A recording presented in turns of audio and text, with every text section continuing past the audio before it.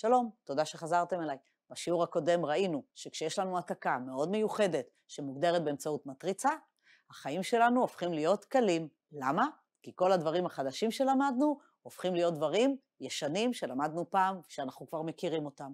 אנחנו רוצים לעשות את זה עם כל העתקה הלינארית, להציג אותה באמצעות מטריצה. מטריצה מייצגת. אבל נתחיל עם אופרטור, אז בואו נראה איך זה עובד. נזכר במה שראינו ומה כל כך התלהבנו.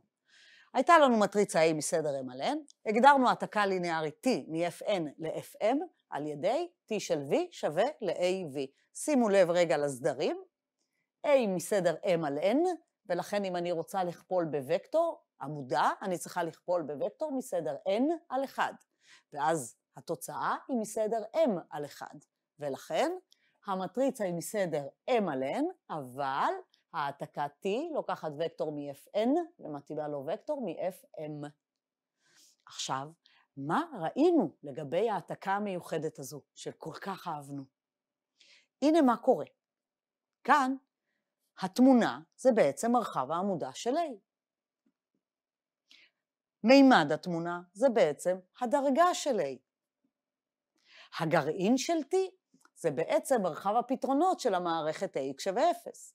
ומה לגבי המימד? נכון, המימד של הגרעין היה לפי משפט המימדים, המימד של V פחות מימד התמונה, V הוא Fn, ולכן זה N פחות,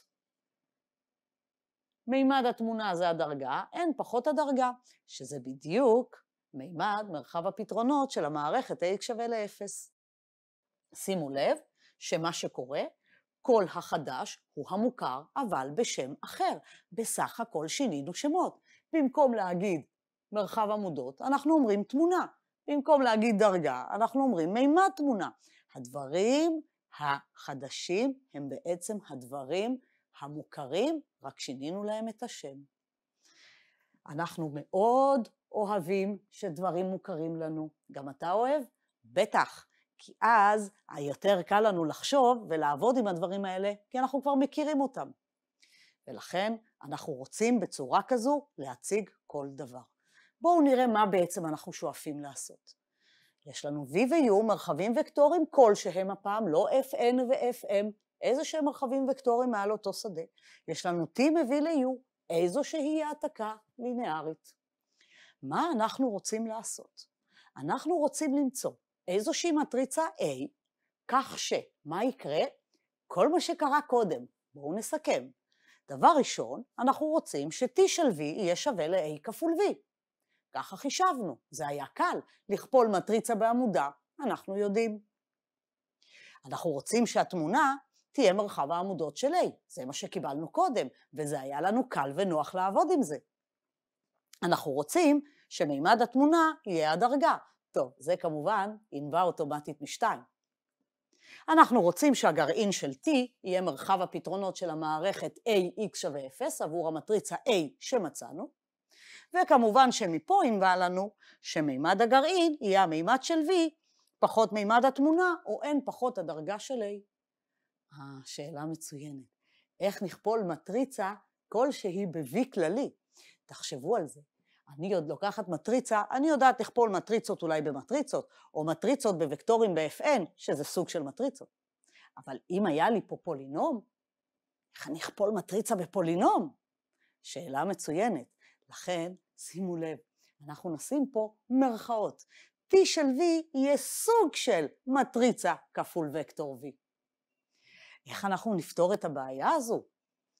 אני רואה שיש לך עצה. אתה אומר, אפשר לכפול בקורדינטות. נכון, אני יכולה לקחת וקטור V כלשהו, לא משנה מי הוא, להסתכל על הקורדינטות שלו, הקורדינטות בוודאות נמצאים ב-Fn, ואז מטריצה כפול עמודה ב-Fn, זה יעבוד לא רע. רעיון מצוין, וזה באמת מה שאנחנו עומדים לעשות.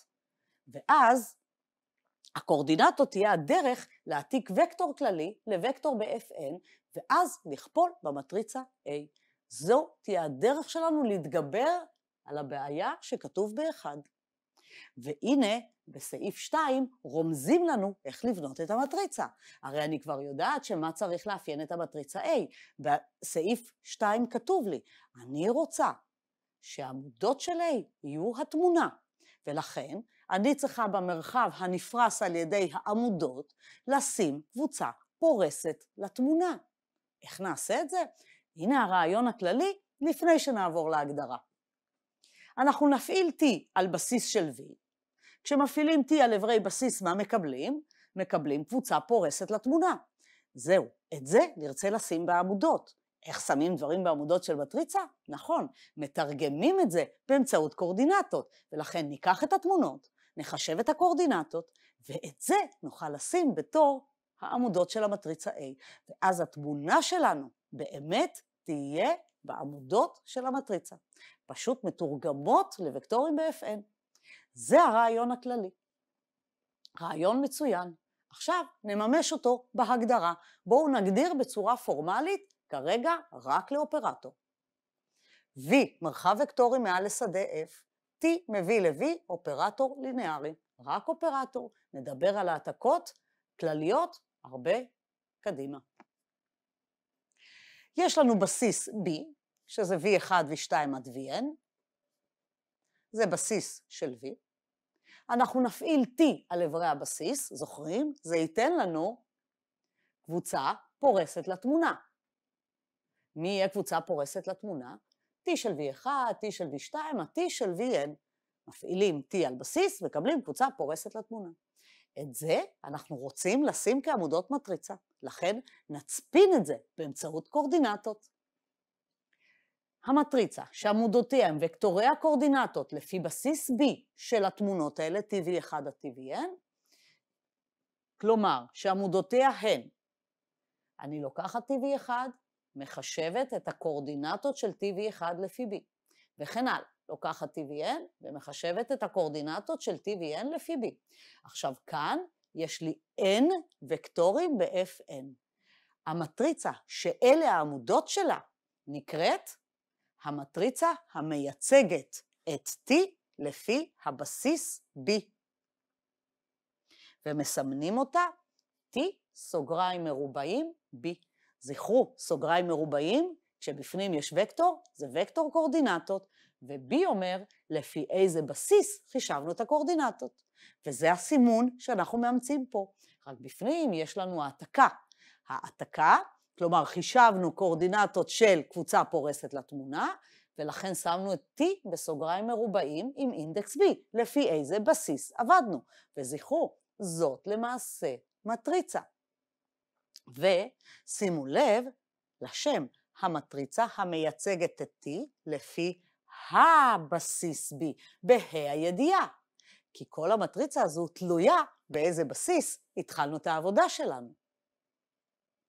בואו נראה איך היא נראית. כלומר, הנה איך בונים את המטריצה T לפי B. מפעילים T על עברי הבסיס B, T של V1, T של V2, T של Vn. אנחנו מקבלים N תמונות, T של V1 זה U1, T של V2 זה U2, T של Vn זה UN. עכשיו יש לנו N תמונות.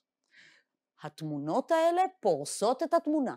אותן היינו רוצים לשים בתור עמודות מטריצה, אבל אי אפשר לשים אותן כמו שהן. אנחנו רושמים את הקורדינטות של כל אחד מהם לפי הבסיס B. הראשון יהיה A11V1, A12V2, A1NVN. הסקלרים האדומים האלה הם וקטור הקורדינטות של U1 לפי הבסיס B. עכשיו עוברים לבא בתור. U2 יהיה שווה A21V1, A22V2 וכן הלאה, A2NVN. וכך אנחנו ממשיכים וכותבים את כולם. האחרון יהיה TN1V1, סליחה, AN1V1 ועוד AN2V2 וכן הלאה, ANNVN. זהו, חישבנו את הקורדינטות, את החלק הזה. עכשיו המטריצה המייצגת היא המטריצה שעמודותיה וקטורי הקורדינטות, ולכן איך נראית המטריצה? T לפי B שווה, שימו לב, זו מטריצה. מי תהיה העמודה הראשונה? נכון, A11, A12, A1N. הנה. מי תהיה העמודה השנייה? הקורדינטות של U2. A21, A22 וכן הלאה, A2N. וככה ממשיכים, ומי תהיה העמודה האחרונה? הקורדינטות של UN. מי זה UN? T, V, N. זהו, בנינו מטריצה. עכשיו, שימו לב שהמטריצה נמצאת ב-Fn על N, הסקלרים שלנו, כל ה-AIJ'ים האלה נמצאים בשדה F, כי V ו-U, סליחה, V ו-V, מרחב וקטורי מעל השדה F. ולמה הסדר יצא N על N? כי שימו לב מה עשינו. לקחנו בסיס, יש לו N וקטורים, קיבלנו N תמונות, כל תמונה כתבנו באמצעות N וקטורי הבסיס B, ולכן יש לנו N שורות, N סקלרים בכל שורה, רשמנו בעמודות, N על N, נשאר N על N, ולכן המטריצה היא תמיד מסדר N על N. בואו נסתכל רגע. ראינו שככה בונים את המטריצה. מפעילים T על בסיס, כותבים קורדינטות, ואת הקורדינטות שמנו בעמודות. עכשיו, שימו לב איך הבנייה הזו ממשת לנו את המטרות שלנו. מטרה 2 הושגה. למה? זוכרים מה הייתה המטרה השנייה שלנו? שאם T יהיה שווה לכל A. אז עכשיו, מה יש לי כאן? יש לי וקטורי קורדינטות של התמונה. לכן, עמודות המטריצה הן קבוצה פורסת של אינטי. רק מה? כתבנו אותה באמצעות הבסיס B. אלה קורדינטות לפי B של הקבוצה הפורסת.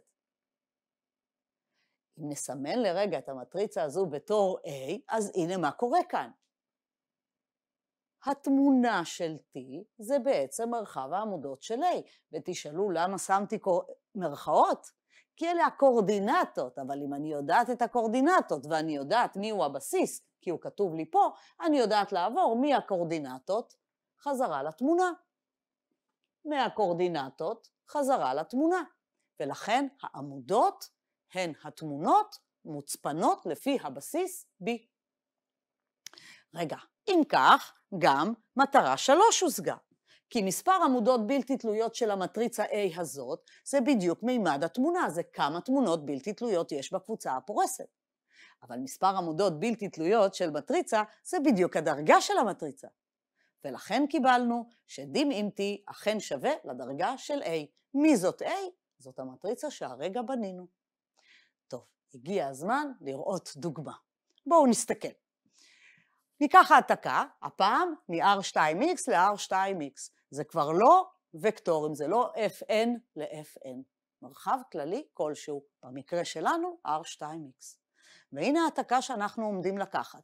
העתקה ליניארית מהמרחב לעצמו, אופרטור. כרגע רק אופרטור. הנה הנוסחה. T של A ועוד BX ועוד CX בריבוע שווה. 2A ועוד 5B ועוד 5C ועוד. 5A ועוד 2B ועוד 5C X ועוד. 5A ועוד 5B ועוד 2C X בריבוע. מה אנחנו רוצים לעשות? ברור שזו העתקה ליניארית, את זה תבדקו לבד, אנחנו פשוט תמיד לוקחים העתקות ליניאריות. דבר ראשון, אנחנו נרצה למצוא מטריצה מייצגת של T לפי הבסיס הסטנדרטי, נקרא לו E, E1 זה 1, E2 זה X, E3 זה X בריבוע, ועכשיו נרצה גם לפי בסיס אחר, בסיס B, שיהיה V1 זה 1 ועוד X ועוד X בריבוע, V2 זה 1 מינוס X, ו-V3 יהיה 1 מינוס X בריבוע. נכון, יש לנו באמת אינסוף בסיסים. שימו לב, כאשר השדה שלנו הוא אינסופי, במקרה הזה זה R ו-R הוא אינסופי, כשיש לנו שדה אינסופי, יש לנו אינסוף בסיסים. מה זה אומר? שיש לנו אינסוף מטריצות, שאפשר באמצעותם להציג את האופרטור T. אינסוף מטריצות, וואו. כמובן שאנחנו פה נבנה רק 2 מתוך כל אינסוף המטריצות. זאת שבונים באמצעות הבסיס E, וזאת שבונים באמצעות בסיס אחר, שהוא B. ובסוף תהיה לנו הפתעה. אתה אוהב הפתעות? גם אני. מקווה שגם את ההפתעה הזו אתה תאהב. בואו נראה מה יקרה בסוף. תחילה, מטריצה מייצגת לפי הבסיס הסטנדרטי. זו הייתה העתקה שלנו, שימו לב איזה נוסחה ארוכה ומפלצתית, ואת כל זה אנחנו נצפין בתוך מטריצה 1A. אז הנה מייצגת לפי הבסיס הסטנדרטי. זוכרים איך עושים? מפעילים T על עברי הבסיס, E1, E2, E3. t של 1, t של x, t של x בריבוע. בואו נחשב את התמונות, מה שקראנו בהגדרה u1, u2, u3. מה זה t של 1?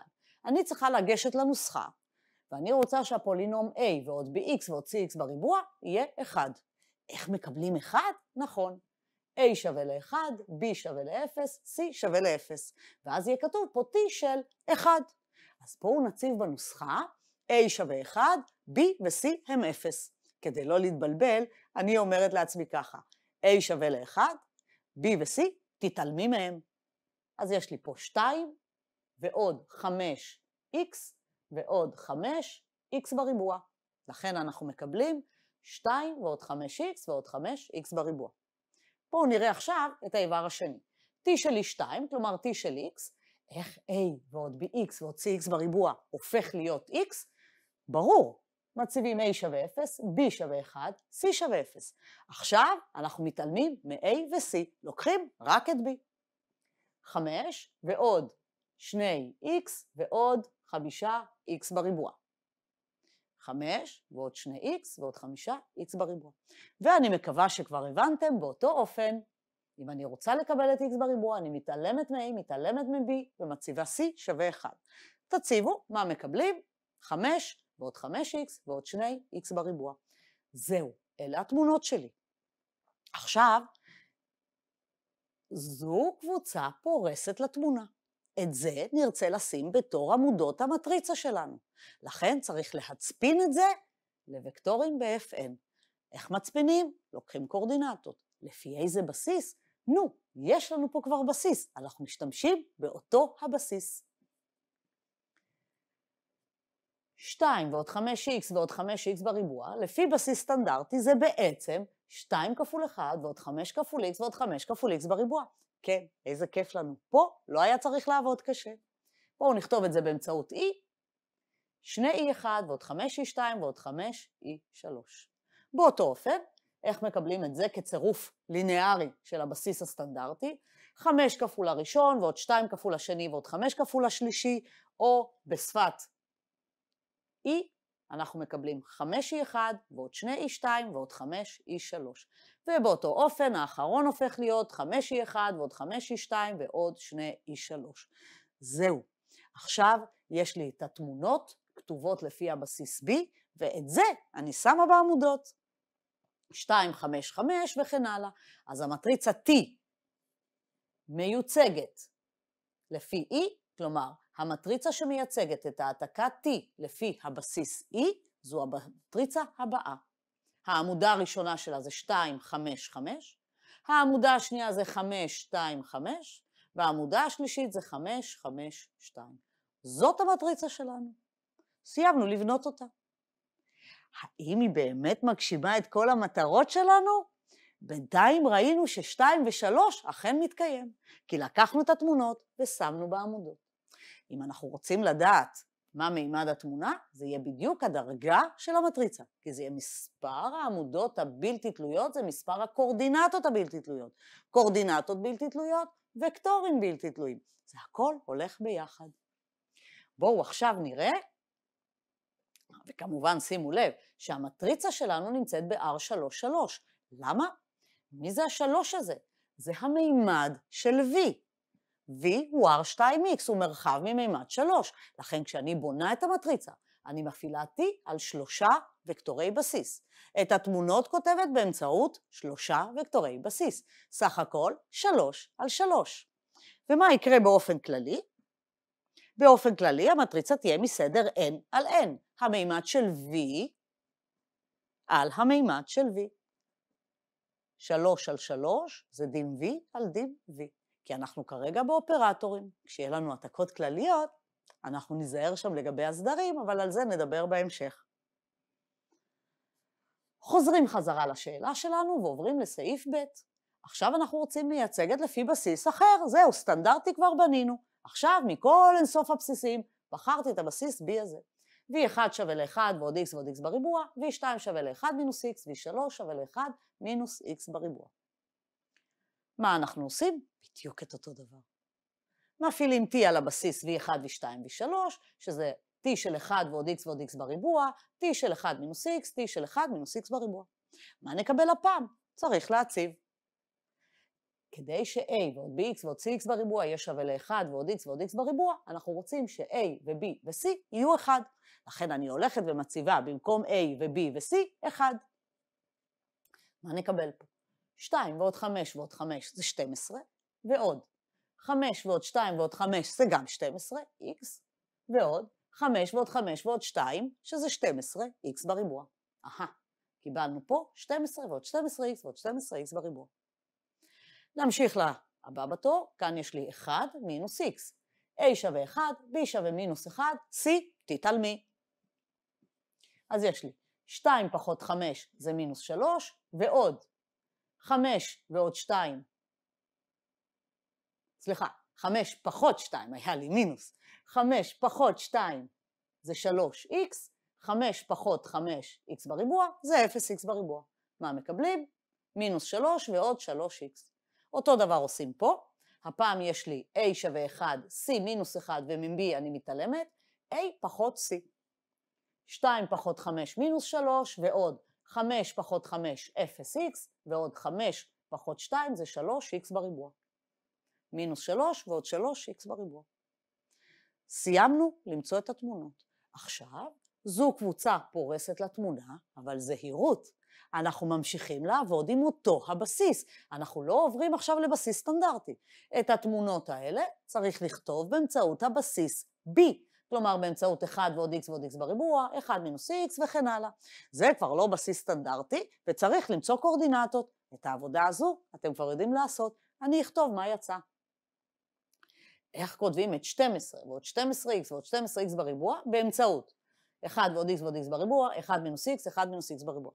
טוב, במקרה הזה זה יצא קצת קל, כי זה בדיוק 12 פעמים הראשון, ועוד 0 פעמים השני, ועוד 0 פעמים השלישי. בואו נראה את זה, ואיך נכתוב את מינוס 3 ועוד 3x, אולי כבר שמתם לב, שזה בדיוק מינוס 3 פעמים 1 מינוס x, ולכן הראשון 0 פעמים, השני מינוס 1 פעמים, השלישי, סליחה, מינוס 3 פעמים, והשלישי 0 פעמים. 0 כפול הראשון, מינוס 3 כפול השני, ועוד 0 כפול השלישי. ואולי כבר שמתם לב שהשלישי כותבים אותו 0 פעמים הראשון, ועוד 0 פעמים השני, ועוד מינוס 3 פעמים השלישי. זהו, עכשיו שיש לנו את הקורדינטות, אפשר לשים אותם בתור עמודות המטריצה. מי תהיה המטריצה T לפי B הפעם? 12, 0, 0 זו עמודה ראשונה, 0 מינוס 3, 0 זו עמודה שנייה, ו-0, 0 מינוס 3 זו עמודה שלישית. והנה המטריצה שקיבלנו. זאת באמת הפתעה, אתה אוהב אלכסונית, שימו לב, יצא לנו פה מטריצה אלכסונית. זוכרים את המטריצה שיצא לנו קודם? עם 2 ו-5, תראו איזה מטריצה נוחה יצא לנו פה אלכסונית. מעניין למה אתה כל כך אוהב אלכסוניות, אולי זה מאותה סיבה שאני אוהבת. נכון, עם מטריצות אלכסוניות קל לעשות חישובים. תארו לכם שעכשיו כל הנוסחה המפלצתית הזאת מוצפנת בתוך המטריצה הסימפטית הזאת. ועכשיו שאני מתחילה לעשות חישובים, אני מסתכלת על המטריצה ואני עושה חישובים בקלות. זוכרים? מימד התמונה זה דרגת המטריצה. במטריצה הקודמת היה קצת קשה לראות את הדרגה. מה פה? אנחנו רואים מיד, הדרגה היא 3, לכן מימד התמונה 3. זהו, סיימנו. ברגע שהצפנו במטריצה כזו, הצלחנו למשל לראות מאוד מהר מה הדרגה של המטריצה, ואומר מימד התמונה. כבר הרווחנו משהו. טוב, בואו נראה מה מיוחד במטריצה האלכסונית שקיבלנו. איך קרה שבמקרה המטריצה יצאה אלכסונית? בואו נסתכל רגע על התוצאות שיצאו לנו. נחזור לחישובים. המטריצה לפי הבסיס E הייתה נראית התקבלה מהחישובים האלה. לעומת זאת, המטריצה לפי הבסיס B התקבלה מהחישובים האלה.